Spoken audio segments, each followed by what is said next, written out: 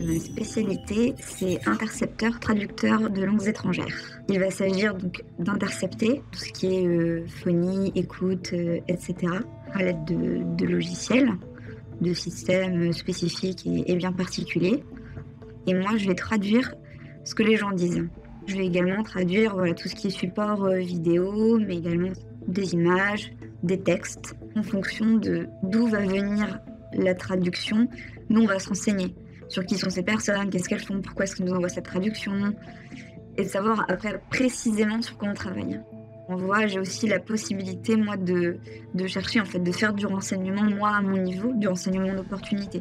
Donc là, effectivement, il va falloir être curieux, il va falloir chercher et s'intéresser. Dans l'institution, on va plus avoir tendance à étudier, à travailler sur des langues qui sont un peu plus rares, un peu plus exotiques. Je me suis engagée dans l'armée directement après avoir obtenu mon baccalauréat littéraire. Je suis partie de zéro et j'ai appris la langue que je pratique actuellement au sein de la DRM. Ce qui est bien, c'est qu'on est en interarmée.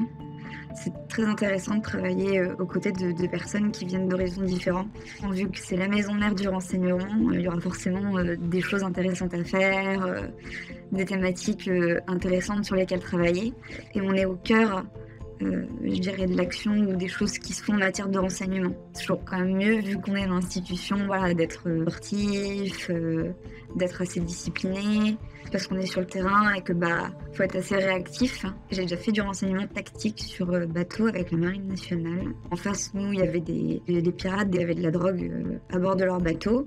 Une fois localisés, il y a des équipes de visite qui montent à bord en fait de ces bateaux dits pirates. Tout ce qu'ils peuvent récupérer, ils le récupèrent. Les pièces d'identité, les papiers, les carnets. Souvent, c'est écrit dans une langue étrangère. C'est là où on intervient.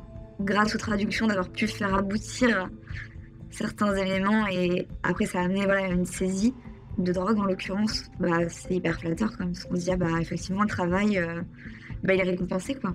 Réellement c'est une très bonne dynamique avec les missions, les OPEX, ça fait partir à l'étranger, ça fait aller sur le terrain. C'est des choses qui sont beaucoup plus concrètes en fait que de travailler dans un bureau à faire des trades 7 jours sur 7. Quand on fait une langue rare, on est tellement peu nombreux qu'en fait on est toujours sollicité. Et moi, j'aime bien justement ce côté un peu relationnel, où je vais travailler au profit de différentes entités, différentes personnes. C'est riche d'un point de vue professionnel et riche humainement. Donc c'est bien. Moi, ça me plaît en tout cas.